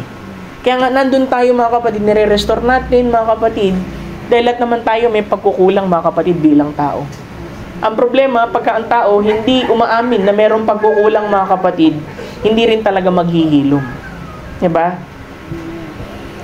Kaya in-encourage ko, kahit sa ibang church mga kapatid, sinasabi ko yan. Sabi ko nga nakaraan Dahil karamihan ng mga youth ka, mga kapatid, kala Pastor Fernan, sabi ko, ito, gusto kong sabihin kasi ako lang na may karapatang sabihin to kasi ako yung pinakamalapit sa kanila, di ba? Pinakabata. Sabi ko, kung may problema kayo, magsabi kayo sa pastor ninyo. Huwag kayong mahiya magsabi. Kaysa sa ibang tao kayo humihingi ng payo. Hindi kayo mabibigyan ng tamang payo. Eh kung medyo nahihiya pa kayo, Pastor, pag-pray mo ako, sana ma-open ko sa iyo to. Kasi minsan nahihiya tayo, mga kapatid. Pero sa akin, mga kapatid, hindi kayo dapat mahiya. Diba? As is, kung ano nararamdaman ninyo, kung anong problema, sabihin ninyo, mga kapatid, para mapayuhan kayo. Never ang pastor magja-judge sa tupa. Kasi unang-una, kami ang unang uunawa, mga kapatid, sa inyo. Kasi ang opisina ng pastor, mga kapatid, laging niyang ilalagay yung kanyang paa sa sapatos ng iba para maintindihan niya. Because you are failing to be a pastor kapag hindi mo nagagawang ilagay, mga kapatid, yung paa mo sa paanan ng ibang tao. Kasi kailangan mo maramdaman mga kapatid. Kung ba't ako napunta dyan, mga kapatid? Amen. Sabi dito, Pastor, paano pagka nasaway tapos umalis? Sabi doon, kung aalis man sila, ay may isang natitirang bagay lang na dapat gawin. Hayaan nyo silang umalis at ipanalangin nyo sila. Diba? Hindi naman tayo, mga kapatid, na tawag dito, pipilitin pa rin natin sila kahit ayaw na nila. May kalayaan, mga kapatid, ang bawat isa na pumili ng church na gusto nila. Kasi hindi rin sila magkakaroon ng kumpiyansa, mga kapatid, pagka napipilitan sila dun sa pastor. Diba? Hindi ako nagtataboy, mga kapatid. Inilalagay ko ang puso ko sa inyo, mga kapatid, na binibigyan ko kayo ng kalayaan at ng biyaya, mga kapatid. Kasi kung merong mga ilang mananampalataya, mga kapatid, na minsan nagre-reklamo, Pastor, di na ako nag-grow kasi sa church na yun, kaya ako umalis. Nangyayari yan. At kailangan mong irespeto rin, mga kapatid, kasi kung gano'n na lang talaga yung nararamdaman ng mananampalataya, mga kapatid, kailangan let go. Diba? Kausapin mo, payuhan mo. Eh kung mag-grow naman sa ibang church, mga kapatid, bless her, bless him, mga kapatid. Diba, hindi naman tayo dito gangster diba? Pag yung gangster kasi nagkahiwalay, magkaaway na yung mga kapatid. Hindi tayo gangster dito, magkakapatid tayo sa ating Panginoon. Meron mang mga disagreement, minsan may layunin ng Panginoon doon. Diba? Hayaan mo lang pag-pray mo. Ang pinakamainam sa lahat, mga kapatid, huwag kang magkakaroon ng bitterness sa tao. Kasi pag nagkaroon ka ng bitterness sa tao, mga kapatid, mamamar, ibig sabihin madudungisan yung pag-ibig mo sa ating Panginoon. Pastor, nasaktan talaga ako kasi pastor given yun, nasasaktan ng tao. Pero hilingin mo sa ating Panginoon, biyayaan ka na mag-heal ka. Kasi, mga kapatid, minsan din yung mga hinanakit natin, sama ng loob natin, minsan yan din yung pipigil, mga kapatid, para bumalong ang blessing. Kaya nga, Pastor, nahirapan talaga ako. Gusto ko lang magpakatotoo, Pastor. Nahirapan talaga ako. Hindi ko kaya magpatawad. Humingi ka sa ating Panginoon ng biyaya para magawa mo yan. Kasi yung pagpapatawad, di naman talaga yan pinipilit Dapat kusa mong binibigay yan Diba? Yung forgiveness, gift yun. Yung humingi ka ng tawad, talagang marapat yun. Pero yung patawarin ka, depende na dun sa tao. Pero mahalaga ikaw, clean ang puso mo, humingi ka ng tawad, humingi ka ng, diba, sa pagkukulang mo. So, yan. Isa sa mga natin, mga kapatid, pagka hindi nakikinig, mga kapatid, pagka tawag dito ay, sabi ng prophet dito, meron siyang sinabi. Amen. Sabi niya, kapatid na Bill, nais kong humingi ng iyong tulong sa pagtalakay sa isyu ng ingay na nagmumula sa mga bata o matanda sa panahon ng pagsamba. So, lalo na sa umaga, ang kanilang paggalaw-galaw, kailangan nating matuto ng higit na paggalang sa loob ng tabernakulo. So sabi niya, Amen. Mga anak, sabi niya dito, hindi ba ninyo alam na nararapat tayong magpakita ng paggalang sa loob ng bahay ng Diyos?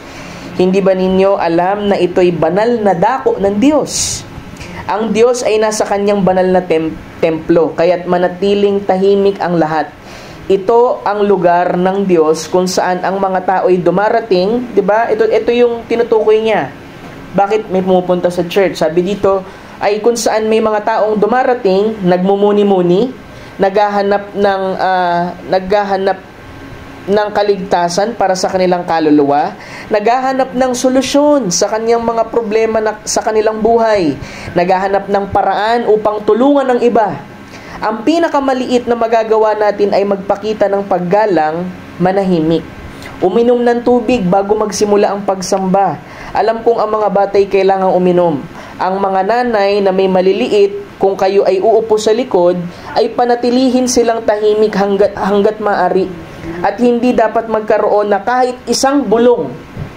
Oh, di ako nagsabi yung message. Sabi dito, kahit isang bulong, kahit isa, lahat tayo ay nagkakasala. Ngunit kapag binabasa ang Biblia at pumapasok na ang ministro sa pulpito, dapat tayong manahimik at naghihintay sa Panginoon. Ngayon, pakiusap, subukang gawin iyon. Kasi minsan mga kapatid, hindi rin talaga naituro kasi to before. Diba? Kaya pinapaalala natin. Diba? Kasi kung ako lang, mga kapatid, bilang tao, diba? Kung gagamitin ko yung flesh ko, gagamitin ko yung sarili kong pangunawa. Bilang pangatlong pastor, malaki ang expectation ko kasi meron ng dalawang naunang pastor sa inyo. Diba? Pero mga kapatid, ang order ng scripture, merong nagtanim, merong tagapagdilig, pero ang Diyos pa rin nagdadagdag ng increase. So, kailangan lang gampanan yung mga bahagi na yan kasi yung maturity, mga kapatid, ay ayon sa decreed season ng ating Panginoon. So, dito, ang gusto ko lamang puntuhin, mga kapatid, binabalikan ko itong mga bahaging ito para mas lalo, mga kapatid, na maging pino yung ating pong kilos, yung ating pananampalataya, mga kapatid, dahil unang-una, ang pagtuturo, dapat talaga na ituturo mga kapatid sa loob ng church. Diba? Unang-una nga mga kapatid, pagka isang bata, mga kapatid, diba sabi, train up a child the way he should go. Para pag lumaki siya, hindi na siya mawawalay dun sa turo. Kaya sabi nga ng isang preacher, ang pinakakawawa, mga kapatid, na nilalang sa tao, ay yung taong hindi na disiplina, mga kapatid, ng magulang. Kaya hanggat bata pa lang, mga kapatid, ay tinuturuan na, mga kapatid. Kasi pagka malaki na, minsan matigas na yung buto sabi ng mga magulang Ang hirap ng turuan Kaya nga, simula bata pa lang, mga kapatid. Di ba? Sabi niya, alam ko mga anak, kailangan yung gumalaw-galaw ng kaunti. Di ba? Hindi naman tayo dito, nakaganyan ko. Hindi mga kapatid, kasi kailangan huminga, kailangan magkamot-kamot dito, o makate, mga kapatid. Pero sabi dito, kung gagawin ninyo iyon, ay gawin nyo ito ng maganda, maging may kahusayan lang. At tandaan, ayaw ng inyong mga magulang na gawin nyo iyon.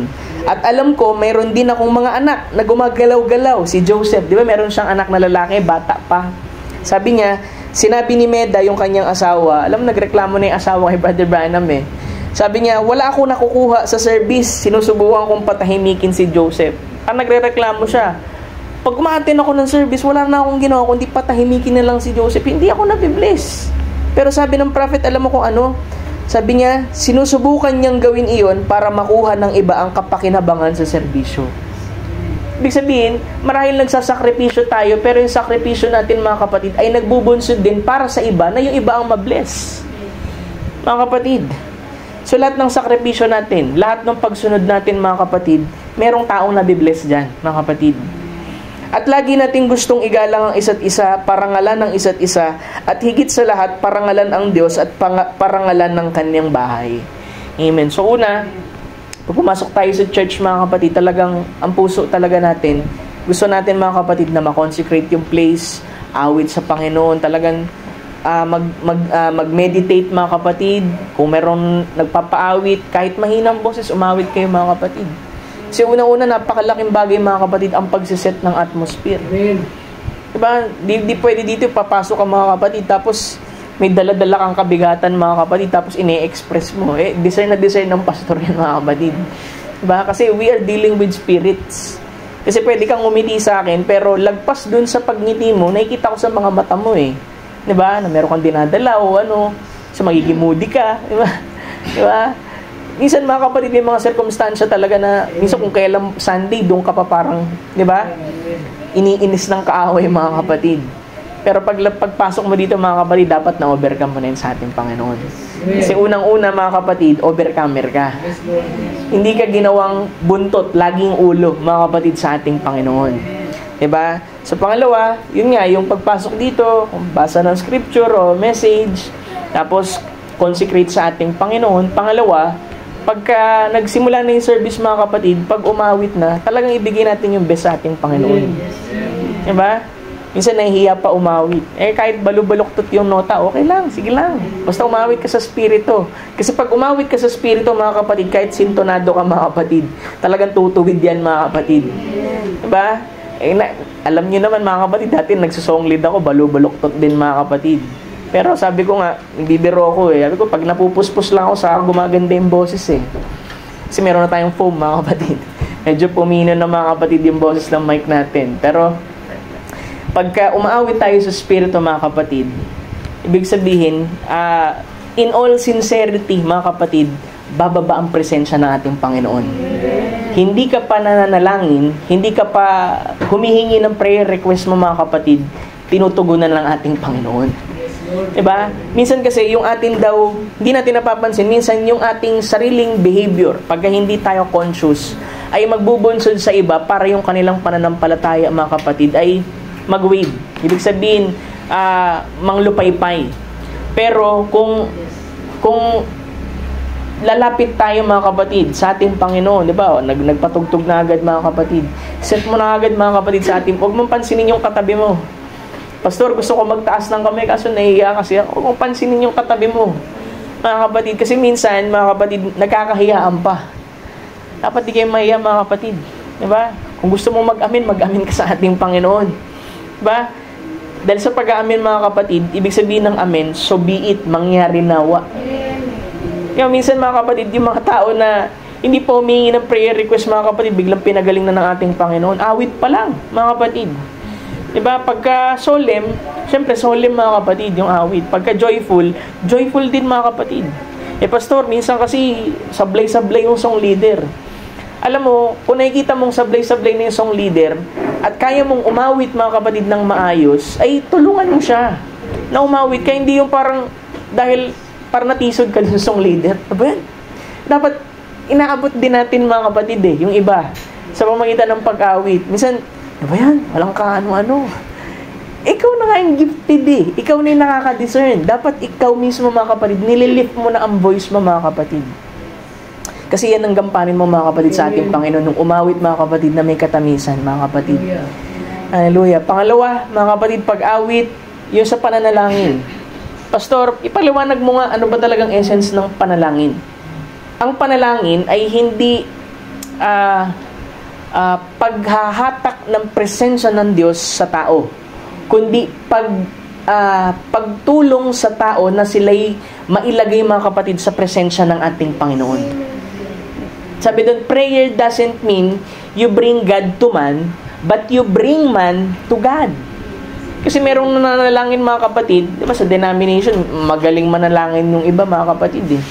Di ba? Sa sobrang galing ng panalangin, mga kapatid, sabi ng prophet, di ko nababasahin, nag-pray, pinag-pray pati yung mayor, pati yung security guard, pati lahat pinanalangin ng mga kapatid. Sabi ng prophet, hanggat maaari, if you can make your prayer short, make it short.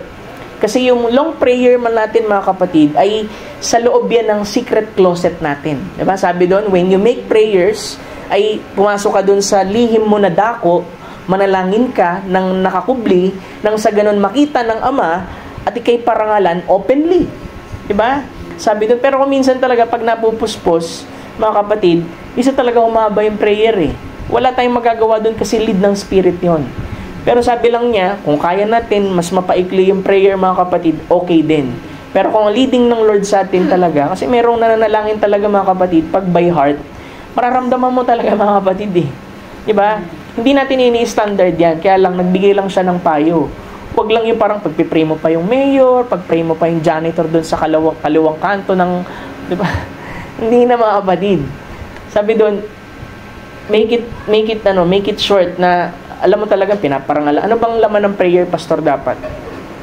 Una pa po, adoration sa ating Panginoon. Ano yun?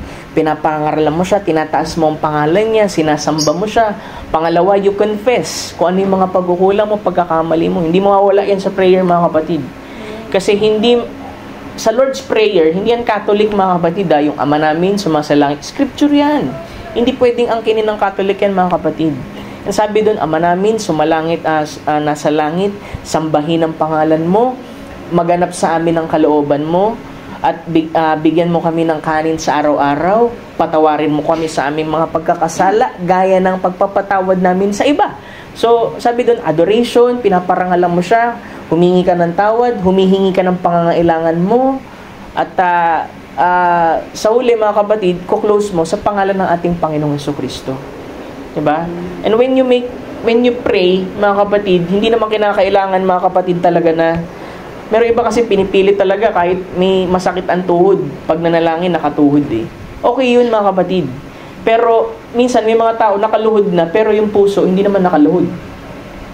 So ang prayer, mga kapatid, ay patungkol yan sa kung ano ang condition ng heart mo. Kasi pwedeng nakaluhod ka pero nagmamapuri ka sa ating Panginoon, hindi nakaluhod ang puso mo. Minsan nga pwede ka mag-pray na nakadilat ka aba naglalakad ka pastor, ano ibig sabihin ng pray without ceasing? Dapat hindi kami maputol sa panalangin.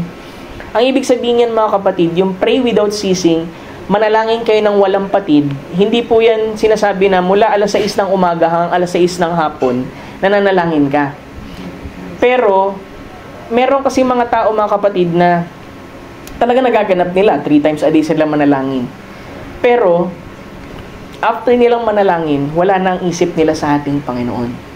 Ang totoong prayer without ceasing, mga kapatid, ay pagkatapos mong manalangin, ang isip mo nasa Panginoon pa din. Kahit na naglalakad ka, mga kapatid, after you pray, parang nakausap mo pa rin ang ating Panginoon, nagko-commune ka pa rin. Yun ang totoong pananalangin na walang patid. Kasi totoo ang panalangin, mga kapatid, ay pakikipag-usap sa ating Panginoon. Diba? Minsan inisip natin, di ako nakapanalangin, ganito, ganyan. Minsan over-condemn yung ating puso. Pero hindi ko tinuturo dito na wag na tayong mag-devotion, wag na tayong manalangin ng gantong oras na gusto natin. Pero maging maliwanag sa atin when we pray, after natin mag-pray, mga kapatid, para matawag natin without ceasing, na walang patid, mga kapatid, ang isip natin nasa Panginoon pa rin. Pastor, Lord, ano ay yung preach ni Pastor? Lord, parang bigat ng puso ko. Lord, i-pray. Nananalangin ka sa bahaging yun, mga kapatid. At nagugulat ka, mga kapatid, ang Panginoon sumasagot sa iyo, mga kapatid. Diba? Kaya bago mag-start ang gawain, sa inyong mga secret closet, mga kapatid, you pray. And you include, mga kapatid, kami, mga kapatid, na nagpe-prepare dito, mga kapatid, sa lugar na ito, mga kapatid. Kasi kung makikita nyo, mga kapatid, nililimas namin yung mga gamit dito. Alas 4, alas 5, gising na kami. Buhat kami, mga kapatid. Ilang storage na nandun sa kwarto, mga kapatid, para may ayos. Tapos mamap pa, mga kapatid. So, ganun talaga, mga kapatid, kasama sa paglilingkod yan, mga kapatid. Hindi tayo nagrereklamo, pero nakita natin talaga, mga kapatid, na hindi talaga biro ang paglilingkod sa ating Panginoon. May mga sakripisyo, may mga kailangan tayong ganapin, pero yung mga bahaging yan, mga kapatid, ay para sa ating ikabubuti, mga kapatid.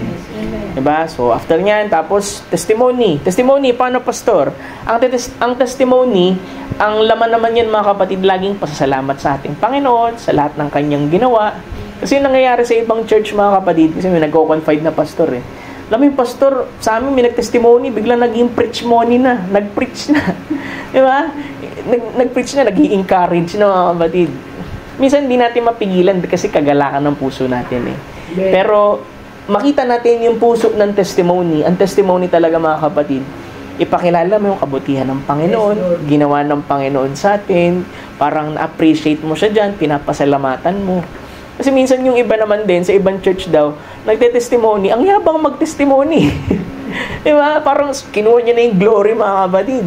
Ay hindi, sa Panginoon lagi, mga kapatid. Diba? Sa lahat ng bagay na ginagawa natin. Kasi alam mo ang testimony, pagka nagte-testimony ka, kahit dun sa mga bagay na hinihiling mo pa lang, mga kapatid, tutugunin ng Panginoon. Kasi tinetestify mo Diba? Sabihin, kahit na ganito nararamdaman ko, alam ko pagagalingin ako ng Panginoon. Tapos testimony ka ng testimony, pinagaling ka ng Panginoon. Diba? Kasi sinasabi mo pinasasalamatan mo. Kaya sabi kanina, mga kapatid, dun sa scripture, sumasagana daw dahil dun sa pasasalamat. Basahin natin yung scripture kanina. Sabi dito, kayo ay uugat at natatayo sa Kanya at matibay sa inyong pananampalataya, gaya ng pagkaturo sa inyo na sumasagana sa pagpapasalamat. Kasi testimony, pagpapasalamat sa ating Panginoon yan Sumasagana ang salita ng ating Panginoon, ang biyaya, ang katuparan ng mga salita once we testify. Minsan, gusto natin mag-testify, nahihiya pa tayo. Huwag kang mahiya sa ating Panginoon, mga kapatid. Kasi yung merong gawin sa'yo ang Panginoon sa pinakamaliit na bagay, mga kapatid, malaking blessing yan, mga kapatid, sa nakakarinig. Kasi sila mismo nai-encourage. Kasi sila, mahihain kasi ako, pastor narinig ka nag-testimony. So siya rin, may encourage na mag-testimony rin sa ating Panginoon. Dati sa church natin, pag tinanong mo testimony, walang tumatayo eh. Di ba? Pero ngayon mga kapatid, masaya ako mga kapatid, ang bawat isa sa inyo may testimony sa ating Panginoon. Kasi mabuti ang Panginoon sa inyo. Mabiyaya ang Panginoon sa inyo mga kapatid. Ma-appreciate ninyo, patuloy siyang gumagawa mga kapatid, kahit sa mga pinakamalit na bagay. Diba? Nahirapan kasi ako, pastor, nito lately. Ba't nandito ka pa rin? Ibig sabihin, ang biyaya ng Panginoon, presente pa rin sa'yo. Pasalamatan mo ang ating Panginoon. Diba? Malit na bagay na ginagawa ng Panginoon sa atin, pero malaki sa atin yan mga kapatid. Pagalingin ka, bigyan ka ng trabaho, i-bless ka ng Lord sa isang bahagi, iningatan ka, niligtas ka ng Panginoon sa asang aksidente. Diba? Napakalaking ano yan mga kapatid. Tsaka lahat yan, di kasi nakabukas yung mga mata natin eh. Pero merong recording angel sa gilid natin, naglilista mga kapatid, at bawat bagay na pinapatotoo natin sa ating Panginoon, may reward yan mga kapatid. Diba? Pangatlo, pag-awit sa ating Panginoon. Diba? Alam ko, hindi ko na kailangan ituro to. Ang pag-awit sa Panginoon, it's always by the heart, mga kapatid. Kasi nagagalak ka, nagpapasalamat ka. Kahit umiiyak-iyak ka, sige, okay lang, mga kapatid. Kahit hindi mo pigilan yung damdamin mo. Kasi meron ding iba, umaawit, mga kapatid, kasi gusto niya lang i-showcase, mga kapatid, na magaling siya at lahat. Pero hindi. Pagka hayag sa'yo na umaawit ka dahil sa kagalakan sa ating Panginoon, may mga tao na bibless. Diba? Meron papasok dito, malungkot, pero dahil narinig yung awit mo sa ating Panginoon, na-encourage. Diba? Kasi hindi natin alam kung ano yung mga battles ng bawat isa mga kapatid.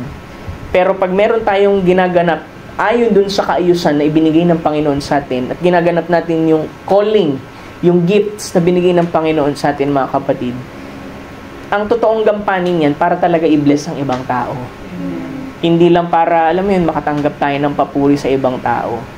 Kasi yung papuri, reward na lang yun mga kapatid eh. Pero yung umawit ka na may kagalakan, kasi talagang gusto mo siyang pasalamatan, gusto mo talaga siyang purihin.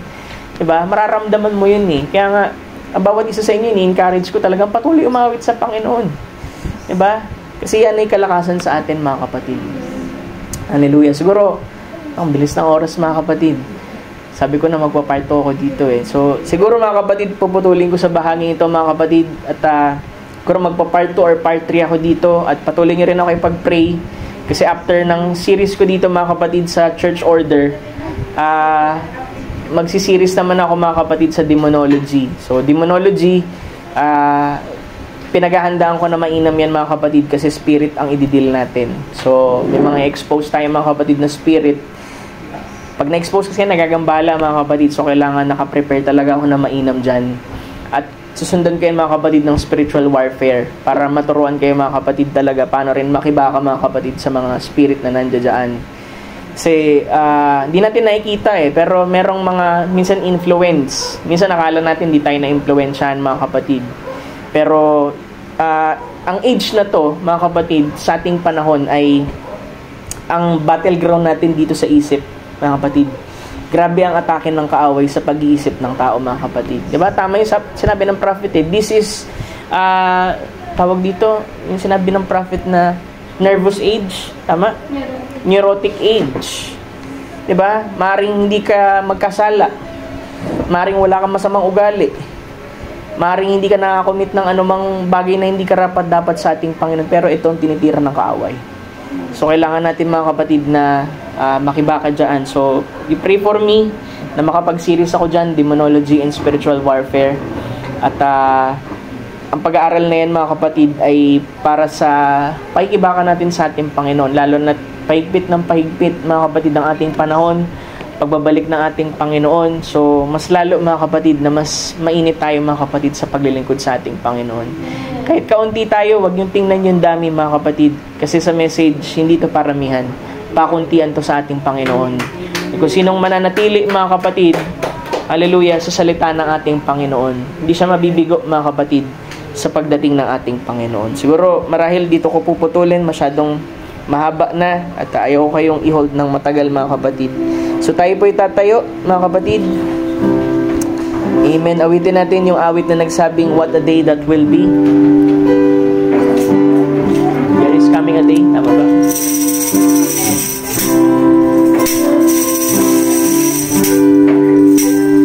There is coming a day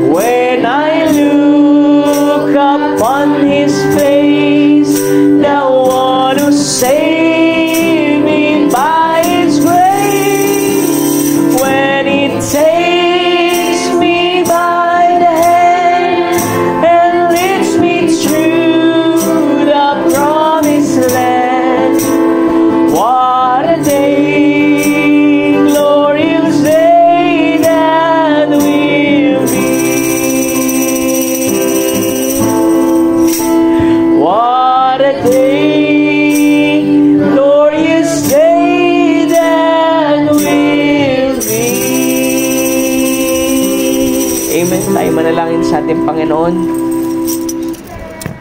Thank you, Jesus.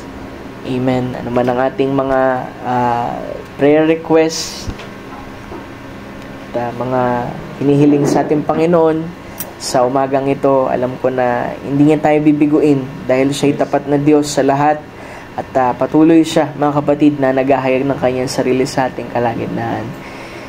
Let's bow our hearts to the Lord at ating damhin ng kanyang presensya sa atin sa hapong ito. Dear Lord Jesus, once again, Lord, marami pong salamat, O Diyos, sa tanghaling ito, Panginoon, na pinagkaloob mo sa amin sa maikli, Lord, na pagbabahagi ng iyong mga salita. Bagamat, O Diyos, ay hindi po na kumpleto, Lord, naniniwala ko ay naging pagpapala pa rin ito, Panginoon, sa iyong mga anak. Nagbigay, Lord, ng kaliwanagan, Panginoon, sa mga bagay upang kami, Lord, ay higit po, Panginoon, na makalakad ng ayon sa iyong kalooban. Mga tuto kami ng ayon, Lord, sa pagtuturo ng mensahe ng Biblia, Lord. Pagkat higit, Lord, ang aming pangangailangan, Lord, na kami maturuan mo, maging ayon, Lord, ang aming lakad, ang aming patutuo at pananampalataya sa sinasabi ng Scripture, Lord. Ama, alam mo, Lord, ang desire ng bawat isa, Panginoon, na makalapit sa iyo, ganapin ang kalooban mo. But Lord, may mga sirkumstansya din, Panginoon, may mga pagkakataon na nakakalimot kami, Panginoon, sa mga bagay, Lord, na dapat namin gawin. Kaya, O Diyos, patawarin mo kami sa aming mga pagkukulang, sa kakupadan, Panginoon, ng aming mga puso sa pagsampalataya sa iyo. Patawarin mo kami sa kakulangan namin ng kakayahan, Panginoon, na maniwala lamang, Lord, sa iyong mga salita.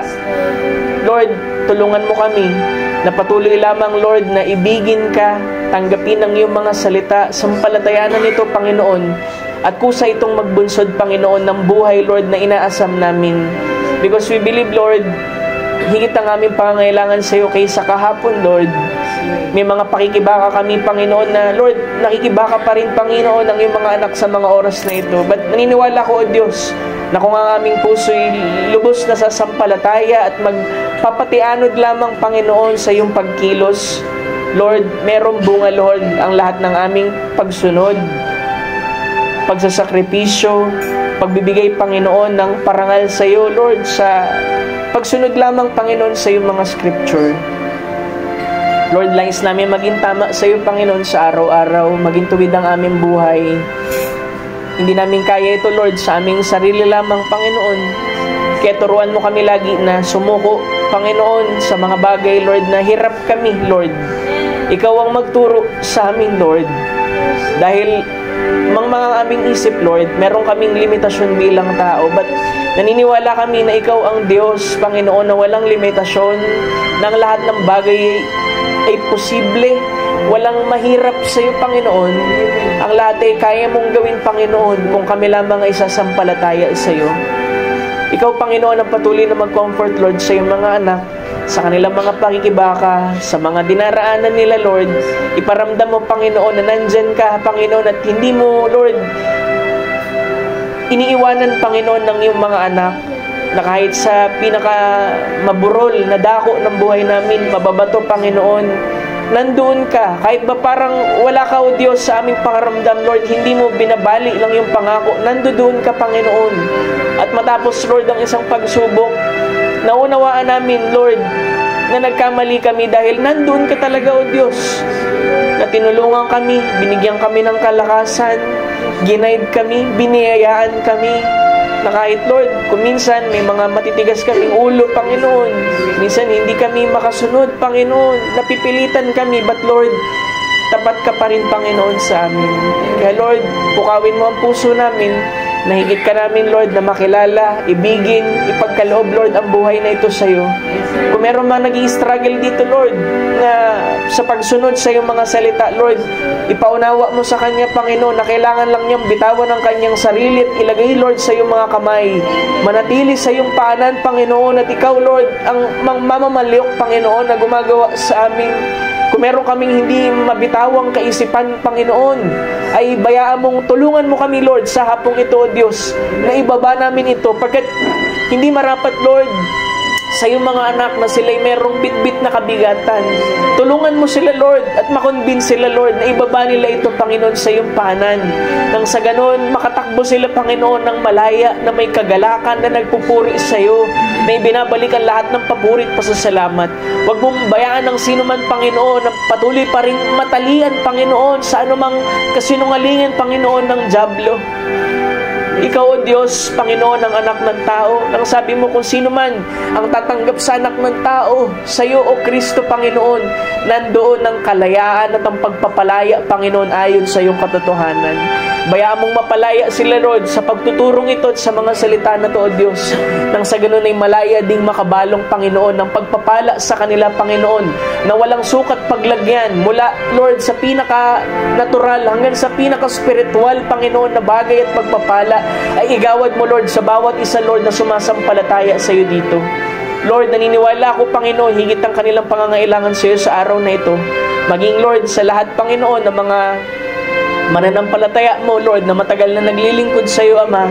Lord, patuloy mong ihayagan sarili mo sa kanila, Panginoon, at ipakita na hindi mo winawalang kabuluhan ng lahat ng pagsasakripisyo nila, Panginoon, para sa iyong kapurihan.